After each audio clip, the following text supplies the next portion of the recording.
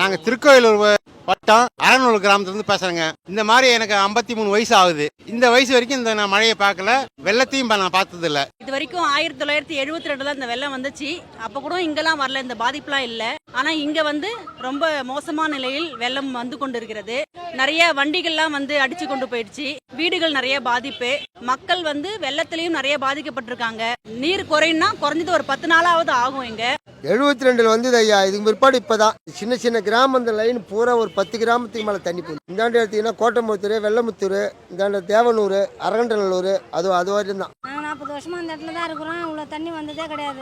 மழை பெய்யும், ரோடு ஓரத்தில் போயிடும். நீங்கள் வீட்டுலாம் வந்து பொருள் எல்லாம் போயிடுச்சு. சாப்பாடு செய்யாதே உட்காந்து கிடக்குறோம் நாங்கள் எல்லாமே புள்ள கூட்டி வச்சு. இது வரைக்கும் வரலாறுக்கான மழை பெஞ்சு ஃபர்ஸ்ட் டைம் எல்லாம் வந்திருக்கு. எல்லாருமே வந்து ஒரு முகாம் மாதிரி தங்கியிருக்கோம், மண்டபத்தில் தான் தங்கியிருக்கோம். இது வந்து திரும்பி ரிலீஃப் ஆகிறதுக்கு எப்படியும் ஒரு 15 டேஸ் ஆகிடும். அந்த அளவுக்கு ஒரு கடுமையான ஒரு தாக்கமாக இருக்குது. உள்ளே இருக்கிறவங்க எல்லாம் இன்னும் யாரும் மீளலை. படகு வச்சு கொஞ்சம் கொஞ்சமாக இப்போ தான் கிளியர் பண்ணிகிட்டு இருக்காங்க. இல்லை, ஏரி வந்து உடஞ்சதால் தண்ணி வந்துருச்சு. அது இல்லாமல் வந்து டேமில் வந்து ஒரு உடனே தண்ணியை வந்து சடனாக திறந்ததால் இந்த வெள்ளம் வந்து அதிகமாக வந்துருச்சு. புள்ளக்குட்டியெல்லாம் வச்சுக்கின்னு மழையில் ரொம்ப கஷ்டப்படுறோம். ஆற்று ஓரத்தில் இருக்கிறோம். தண்ணி வருது, சாத்தனூர் டேம்பு திறக்க போகுதுன்னு சொல்லவே இல்லை யாருமே. ரொம்ப கஷ்டப்படுறோம். தண்ணி உள்ளே பூந்துக்குச்சு. புள்ளக்குட்டியை வச்சுன்னு சாப்பாட்டு கூட இல்லாத